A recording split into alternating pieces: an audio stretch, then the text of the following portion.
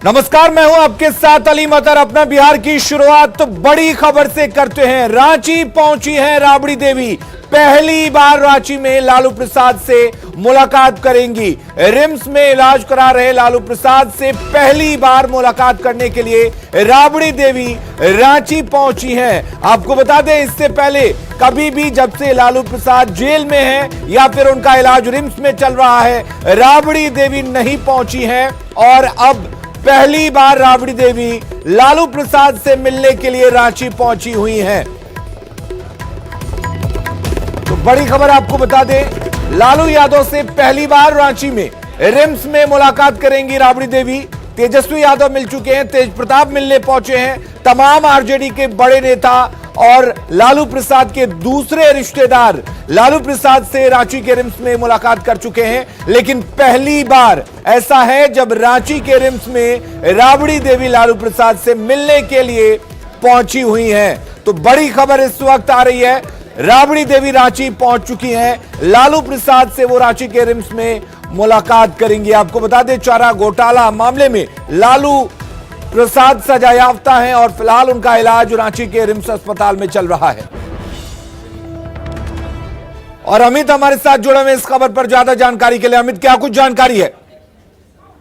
देखिए, जेल में जाने के बाद लालू प्रसाद यादव के पहली बार राबड़ी देवी उनसे मुलाकात करने रिम्स पहुंच रही हैं और स्पेशल परमिशन पर जो है जेल प्रशासक उन्हें मिलने की इजाजत देगा। आज रिम्स में लालू प्रसाद यादव से जब राबड़ी देवी मुलाकात करेंगी, ये जानकारी दे रहे हैं कि अभी 2 हफ्ते पहले राबड़ी देवी का आंखों का ऑपरेशन हुआ है दिल्ली में और तब से लगातार ये कोशिशें की जा रही थी कि जैसे ही वो इस हालत में हो जाए कि वो लालू प्रसाद यादव से मुलाकात करें, तो जब इसकी इजाजत, जैसी खबर मिल गई, जैसे इसकी इजाजत जो जेल प्रशासन उस तरफ से मिली है, तो राबड़ी देवी रांची पहुंची अभी और कुछ देर बाद, जैसे सूत्र बता रहे हैं कि कुछ देर बाद राबड़ी देवी की लालू प्रसाद यादव से मुलाकात होगी। और याद समझिए, लंबे समय के बाद ये बार बार ये सवालें उठती रही कि आखिर लालू प्रसाद यादव के दोनों बेटे उनसे मिलते रहे, पार्टी के कई बड़े नेता लालू यादव से मिलते रहे, उनके परिवार के, उनकी बेटियां, सब लोग मिलते रहे, लेकिन राबड़ी देवी हमेशा से दूरी बनाती रही। लेकिन ये पहला मौका है जब राबड़ी देवी। बहुत बहुत शुक्रिया अमित, आपका तमाम जानकारी देने के लिए। इस खबर पर हम आगे भी जानकारी लेते रहेंगे, लेकिन अब बात करते हैं बिहार में कोरोना वायरस के आहट की।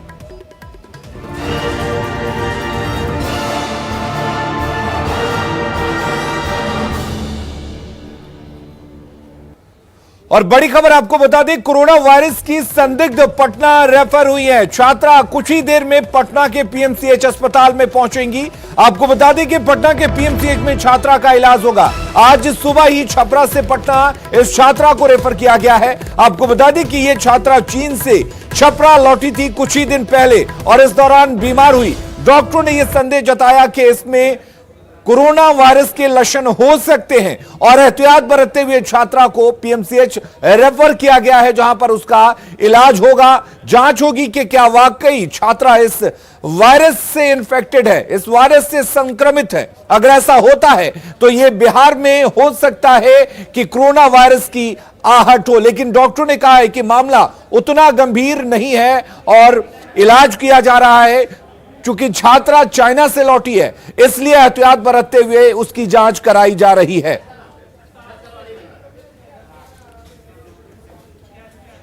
तो आपको बता दें कि पटना के पीएमसीएच अब से थोड़ी ही देर में यह छात्रा पहुंचने वाली है।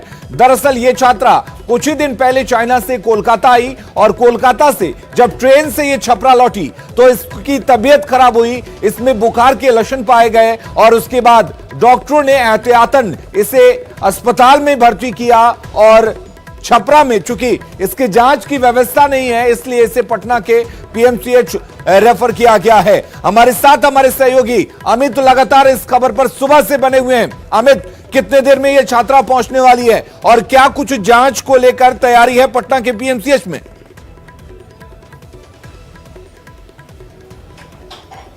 बिल्कुल अलीम, पीएमसीएच के जो सुपरिटेंडेंट है विमल कारक जी हमारे साथ है। सबसे पहले इन्हीं से जानकारी लेते हैं।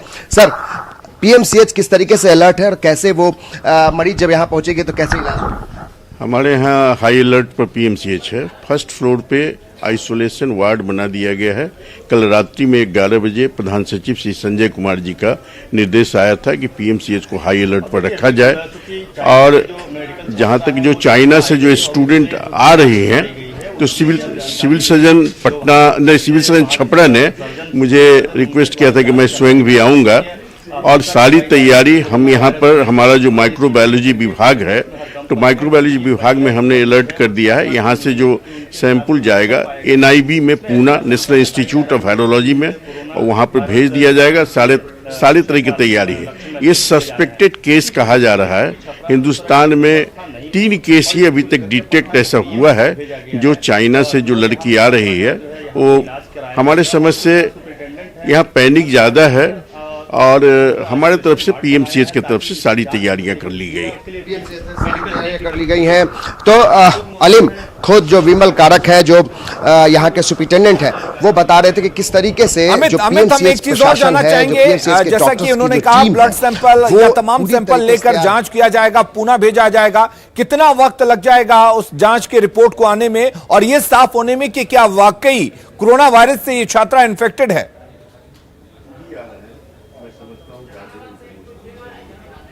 बिल्कुल, हम जो डॉक्टर्स हैं, जो डॉक्टर की जो सीनियर टीम है, वो भी हमारे साथ है। सर, ये बताइए कि जो ये पूरा जो जांच की प्रक्रिया है, उसमें कितना समय लग सकता है जब उनका सैंपल लिया जाएगा?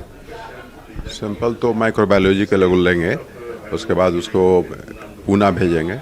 पूना भेजने के बाद वहाँ पर उसमें कितने दिन का समय लगता है, ये लोग वहाँ से वो लोग माइक्रोबायोलॉजी के हेड को ही बता पाएंगे।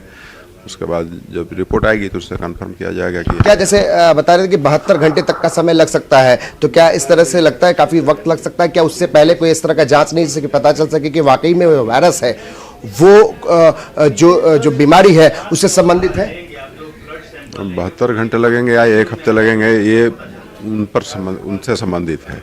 बिल्कुल, जब एनबीआई में इस तरह की कोई जांच की, इस तरह की नहीं। अमित, एक सवाल और, तब तक इस छात्रा का ट्रीटमेंट किस तरीके से किया जाएगा और क्या उसकी व्यवस्था पटना के पीएमसीएच में है? क्या इसके लिए कोई टीम गठित की गई है? क्या जो पीएमसीएच, जो आपका जो डॉक्टर्स की टीम है, क्या आप लोग तैयार हैं? आपके पास क्या वैसे सुविधाएं हैं जो मरीज आता है, जो संदिग्ध मरीज है, उसका सही तरीके से बेहतर इलाज हो सके? क्या वो सारी चीज़ें आपने बंदोबस्त कर ली है? हाँ, बिल्कुल कर लिया हमने। कल रात में ही कर लिया था, जब हमारे अधीक्षक महोदय ने हमको खबर दिया तो हमारे प्रधान सचिव सर ने उनको बताया फ़ोन करके, और उसके बाद सिविल सर्जन छपरा ने सर की बात हुई। उसके बाद ही हमने अपने इमरजेंसी के कंट्रोल रूम को हमने डायरेक्शन दे दिया था। सारा आइसोलेशन वार्ड बिल्कुल रात में ही रेडी कर दिया गया था। तो अलीम, आप सुन रहे हैं किस तरीके से डॉक्टर्सों की टीम है, जो डॉक्टर्स की टीम है, इसके अलावा जो पीएमसीएच प्रशासन है, सुपरिटेंडेंट है, वो कह रहे हैं कि मुस्तैद है। लेकिन जो जांच, जो सैंपल है, जो महिला जब यहाँ पहुँचेंगे पीएमसीएच, तो बाकी सारी सुविधाओं और बाकी सारी व्यवस्थाओं के बीच में जो जांच का सैंपल है, वो दरअसल पुणे भेजा जाएगा, क्योंकि जो उस वायरस की जो जांच है, जो प्रक्रिया है, वो बिहार में या फिर कहीं और भी संभव नहीं है। केवल हम लगातार इससे जुड़ी जानकारी आपसे लेते रहेंगे। तो पटना में पीएमसीएच की टीम पूरी तरह से तैयार है इसके इलाज के लिए। हालांकि क्योंकि ये छात्रा चाइना से लौटी है हाल के दिनों में, उन दिनों में ये छात्रा चाइना से लौटी है जब वहां पर पूरी तरह से कोरोना वायरस का प्रकोप है। उसके बाद एहतियात के तौर पर इस छात्रा को जांच, इसका जो सैंपल है, ब्लड सैंपल है, वो जांच के लिए भेजा जाएगा और उसके बाद ही साफ हो पाएगा कि क्या ये छात्रा इन्फेक्टेड है या नहीं। अगली खबर का रुख करते हैं। पूर्वोत्तर और असम को भारत के नक्शे से मिटाने की बात करने वाले जवाहरलाल नेहरू यूनिवर्सिटी का पूर्व छात्र शर्जिल इमाम अंडरग्राउंड हो गया है। शर्जिल की गिरफ्तारी के लिए पुलिस ने शिकंजा कस दिया है। बिहार के जहानाबाद स्थित शर्जिल के घर पर पुलिस ने छापेमारी की, लेकिन वहां नहीं मिला। आपको पूरा वीडियो सुनाते हैं कि आखिर 2 मिनट 20 सेकंड में शर्जिल ने क्या क्या बोला है। उन्होंने 70 साल से किया है। अब वक्त ये है कि हम गैर मुस्लिमों को बोलें कि अगर हमदर्द हो तो हमारी शर्तों पे आगे खड़े हो, अगर हमारी शर्तों पे नहीं खड़े हो सकते तो वो हमदर्द नहीं है हमारे।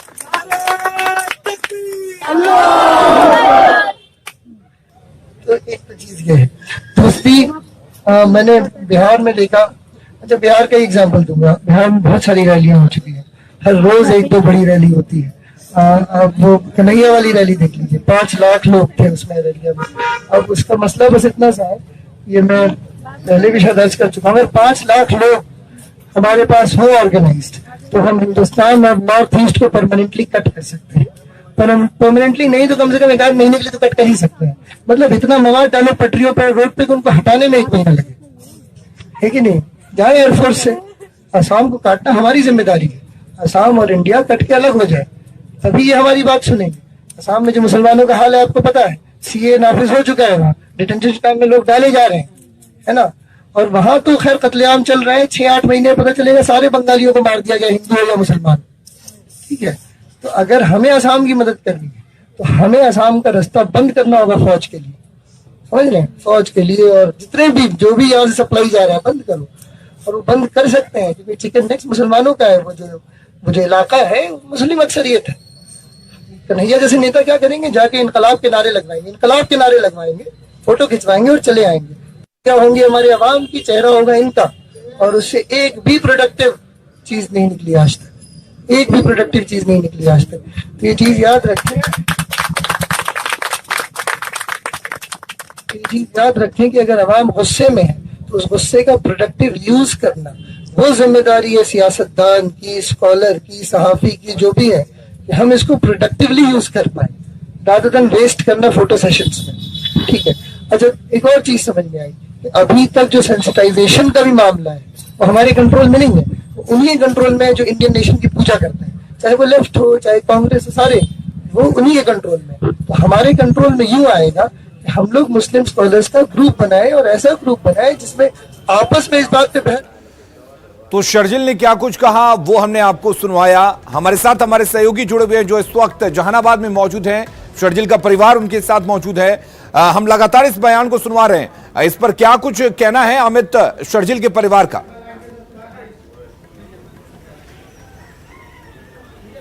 देखिए, बिल्कुल अलीम, इस पे शर्जिल की जो अम्मा हैं उन्होंने एक पत्र लिखा है, और कल जब यहाँ पे पुलिस आई थी तो उन्होंने पूरा ये परिवार सहयोग किया था पुलिस को। केंद्रीय जांच एजेंसी जब आई थी तो इन लोगों का कहना था कि हमने सहयोग किया और हमसे जो पूछताछ हुई हमने उसका जवाब दिया है। शर्जिल की अम्मा है, हम इनसे बात करते हैं। ये बताइएगा कि अलीम है जानना चाहते हैं कि कल पुलिस आई, पुलिस की जो कार्रवाई हुई और शर्जिल ने जिस तरह के बयान दिए हैं उसको लेकर के आपका क्या कहना है? आप किस तरह से इस पूरी चीजों को देखती है? मेरा बेटा निर्दोष है, हम यही कहेंगे कि गलत नहीं किया है। वो चक्का जाम करने के लिए बोला था एनआरसी की वजह से कि शायद सरकार पे असर पड़े, और वो ऐसा कोई गलत नहीं काम किया है, उसको फंसाया जा रहा है। बस मेरी पूरी उम्मीद है कि सही उसका होगा, सही सलामत मेरा बेटा निकल जाएगा इस मसले से। कुछ नहीं किया है, उसको बदनाम किया जा रहा है। बैठा है 15 दिन वहाँ, उसके बाद वहाँ से उठ गया है। कोई ऐसा गलत काम वो नहीं किया, हाँ चक्का जाम करने को बोला है बस। लेकिन एनआरसी के विरोध में मुखर होकर के शर्जिल ने विरोध किया। एक पूरी उनके तरफ से ये कवायद हुई कि शाहीन बाग में एक प्रोटेस्ट हो। प्रोटेस्ट का आयोजक भी शर्जिल ने किया था। आपसे बात भी हुई थी एनआरसी को लेकर के, जैसा आपने बताया शुरू में। बहुत पहले बात। क्या बातें हुई थी? कुछ नहीं, कि हम पूछा कि तुम क्यों कर रहे हो ये सब, तो बोला अम्मी एनआरसी जो निकला आप नहीं देख रही हैं, इससे सारा मुसलमान और नॉन मुस्लिम जितने हैं सब परेशान होंगे, गरीब लोग, इसलिए हम आवाज़ उठा रहे हैं। 15 दिन के बाद वो हट गया, बोला कि अब आप लोग भी हट जाइए शांति से, फिर 1-2 महीना वेट कीजिए, उसके बाद बैठिएगा। लेकिन उन लोग नहीं माने, ये हट गया। उन लोग अपना जो कर रहे हैं, फैला रहे हैं दंगा। अब इसके खिलाफ सब बोल रहा है उल्टा का सीधा, बढ़ा चढ़ा करके। शर्जिल का मोटिव था प्रोटेस्ट दर्ज कराना, लेकिन जब ये मंच शाहीन बाग का मंच जो है, जो सियासी मंच बन गया, क्या लगता है उसके कारण आज शर्जिल इस तरह से शर्जिल को परेशानी झेलनी पड़ी है? अल्लाह जाने उसकी वजह से झेलनी पड़ी है क्या, कौन पीछे उसके लग गया है। बच्चा बहुत शरीफ है, बहुत अच्छा है, वो कभी नहीं गलत करेगा। वो कहाँ से तोड़ देगा, ये उसके इतनी सलाहियत है कि वो आसाम तोड़ देगा और बांट देगा। अमित एक चीज हम जानना चाहेंगे, अगर उनकी माँ को ये लगता है कि उनका बेटा सही है, उन्होंने ऐसा कुछ काम नहीं किया, तो वो फरार क्यों है? उसको क्या सामने आकर अपना पक्ष नहीं रखना चाहिए कि उसके कहने का क्या मतलब था, क्या नहीं था? बिल्कुल अलीम, ये सवाल हम बिल्कुल ले रहे हैं इनसे। अलीम ये जानना चाह रहे हैं कि जब आप कह रही हैं कि आपका बच्चा ने कोई गलत काम नहीं किया है, देश तोड़ने का काम नहीं किया, बात नहीं किया है, तो नहीं लगता कि शर्जील को अपने आप को केंद्रीय जांच एजेंसी के हवाले करना चाहिए, सामने आना चाहिए, अपनी बातों को रखना चाहिए? करेगा सामने आएगा, वो करेगा। चोरू चक्का नहीं है, किसी का पॉकेट नहीं मारा है, किसी को कत्ल नहीं किया है, वो आएगा सामने। मगर अभी जब मेरे पास आए तब नहीं, हमको खुद अल्लाह जान रहे हैं कि कहाँ है, नहीं मालूम, कोई संपर्क नहीं है? नहीं, कोई कसम खुदा की कोई संपर्क नहीं है कि कहाँ है। बस वो आएगा, वो खुद हाजिर हो जाएगा। वो चोर नहीं है, वो चक्का नहीं है कि छिपा रहेगा, हाजिर होगा। हमको न्यायालय से उम्मीद है कि सही साबित होगा इंशाअल्लाह ताला, कोई गलत काम नहीं किया है। और एक अम्मा है, और हम क्या बोल सकते हैं। शौहर के जाने के बाद दोनों बच्चे की परवरिश मेरी ही जिम्मे है। चलिए अमित, बहुत बहुत उसको शुक्रिया सिखाया, आपका पढ़ा तमाम लिखा जानकारी देने के लिए, तमाम बातचीत करने के लिए। तो शर्जिल इमाम की जो माँ है, उन्होंने क्या कुछ कहा आपने सुना।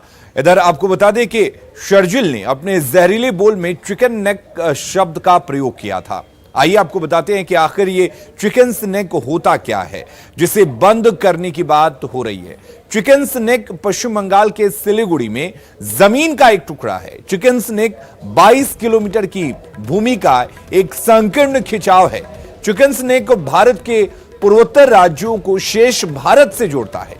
इसी जमीन से सभी तेल के पाइपलाइन भी होकर गुजरती है। रेलवे लाइन, स्टोरेज फैसिलिटी और NH 31 भी यही है। इसके एक तरफ बांग्लादेश है तो दूसरी तरफ नेपाल और भूटान। महज 500 किलोमीटर दूर यहां से चीन है और म्यांमार भी यहां काफी नजदीक है। और आइए अब जानते हैं कि चिकन नेक शब्द का प्रयोग आखिर हुआ क्यों।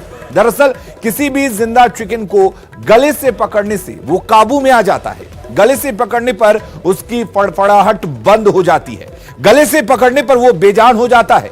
शर्जिल जमीन के उसी चिकन नेक को बंद करने की बात कर रहा है। ये बंद होने से वहां जरूरी सामान की सप्लाई बंद हो जाएगी। आर्मी और अन्य लोगों का भी रास्ता बंद होने से मुश्किलें बढ़ जाएगी। इसीलिए इस तमाम शब्द का प्रयोग किया गया। अब सवाल यह उठता है कि आखिर क्या उच्च शिक्षा पाकर देश के खिलाफ इस तरह की साजिश की जाएगी?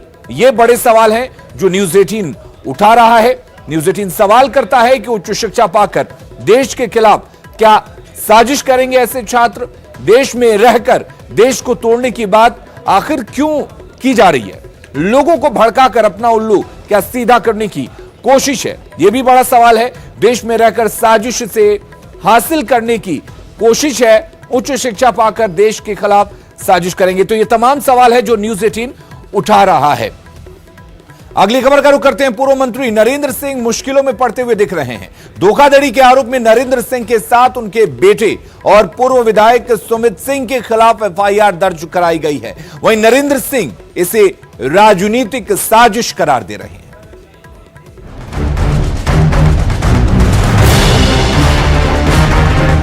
मुंगेर पुलिस ने पूर्व मंत्री नरेंद्र सिंह और उनके बेटे सुमित सिंह की गिरफ्तारी का आदेश जारी किया है। ये आदेश दिया गया एक शातिर ब्रजेश सिंह उर्फ बम की गिरफ्तारी के बाद, जो नौकरी दिलाने के नाम पर लोगों को झांसा देता था। पुलिस के मुताबिक पकड़े गए शख्स बम ने बताया कि रैकेट में शामिल लोग खुद को JDU सांसद राजीव रंजन सिंह उर्फ लल्लन सिंह का PS सेक्रेटरी बताते थे और नौकरी दिलाने का झांसा देकर लोगों को चूना लगाते थे। बम ने यह खुलासा किया कि इस काम में उसे पूर्व कृषि मंत्री नरेंद्र सिंह और उनके बेटे सुमित सिंह का संरक्षण था। इसके अलावा 5 करोड़ रुपए की जमीन के एक एग्रीमेंट में भी दोनों की भूमिका संदेहास्पद बताई जा रही है। कांड संख्या 348/19 दर्ज किया गया था। ये मामला जो है, इसमें एक जो बहरूपिया टाइप का आदमी था, वो माननीय सांसद महोदय जो मुंगेर क्षेत्र के हैं, उनके नाम पर वो उनके PA बताने का काम करता था और लोगों से धोखाधड़ी करता था। तो मामला एक संज्ञान में आया कि देवघर में एक जमीन को जो है धोखे से लिखवाने में उसकी गिरफ्तारी की गई। गिरफ्तारी के बाद उसके कन्फेशन और CDR एनालिसिस के बाद उसमें पूर्व मंत्री बिहार के श्री नरेंद्र सिंह और उनके पुत्र श्री सुमित सिंह पे जो है CDR एनालिसिस और कन्फेशन और तथा अन्य इंटेलिजेंस के आधार पर जब जांच की गई तो वो दोनों की संलिप्तता पाई गई। इसके आधार पर मुंगेर पुलिस ने गिरफ्तारी का आदेश दिया है। इधर नरेंद्र सिंह ने मुंगेर की SP के साथ ही राज्य सरकार पर बदले की कार्रवाई का आरोप लगाया और गिरफ्तारी देने की बात कही। नरेंद्र सिंह ने राजनीतिक साजिश के तहत कार्रवाई का आरोप लगाया। साथ ही मुंगेर की एसपी की कार्यशैली पर सवाल खड़े किए। मुझे फंसाकर राजनीतिक बदला लेने की भावना से ये मुकदमा कराया गया है और एक व्यक्ति से गलत जबरदस्ती बयान कराया गया कि मैं उसको संरक्षण देता था इस तरह से, और इसमें रामविलास पासवान की संलिप्तता है, चिराग पासवान की संलिप्तता है, आरसीपी सिन्हा।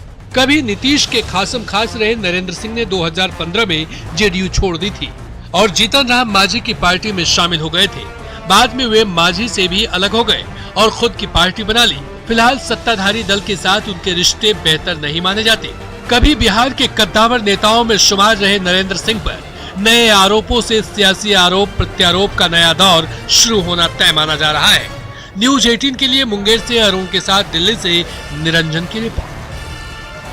और उधर पटना में लोजपा बिहार पार्लियामेंट्री बोर्ड की आज बैठक है। बोर्ड की 11 सदस्यीय टीम बैठक में शामिल होगी। प्रदेश अध्यक्ष और सांसद प्रिंस राज भी इस बैठक में शामिल होंगे। विधानसभा चुनाव को लेकर इस बैठक को बेहद महत्वपूर्ण माना जा रहा है। लोजपा ऑफिस में आज शाम 4 बजे यह बैठक होगी।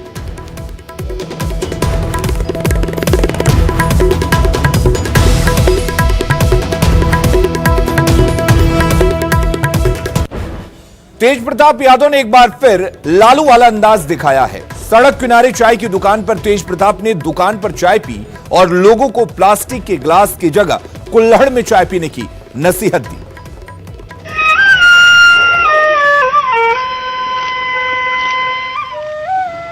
लालू के बड़े बेटे तेज प्रताप यादव को चर्चा में बने रहना बखूबी आता है। शायद उन्हें ये अंदाज विरासत में मिली है। कुछ दिनों पहले ही कृष्ण के रूप में बांसुरी बजाते उनकी तस्वीरें चर्चा का विषय बनी थी।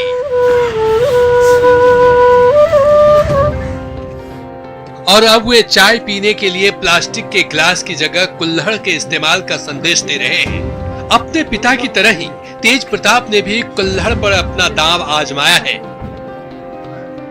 कुल्हड़ में चाय पीते हुए तेज प्रताप ने यह संदेश दिया कि प्लास्टिक सेहत के लिए ठीक नहीं और लोगों को प्लास्टिक छोड़ मिट्टी के कुल्हड़ का इस्तेमाल करना चाहिए। तेज प्रताप ने यह भी कहा कि कुल्हड़ में देश की मिट्टी की खुशबू है और इससे गरीबों को भी फायदा होगा। गौरतलब है कि रेल मंत्री रहते लालू प्रसाद ने भी प्लास्टिक के कप की जगह कुल्हड़ के इस्तेमाल का आदेश जारी किया था। तेज प्रताप यादव सीएम नीतीश के गृह जिले नालंदा में एक घुड़सवारी प्रतियोगिता में शामिल होने पहुंचे थे, जहां उन्होंने लोगों को खूब रिझाया और टमटम चलाते भी दिखे।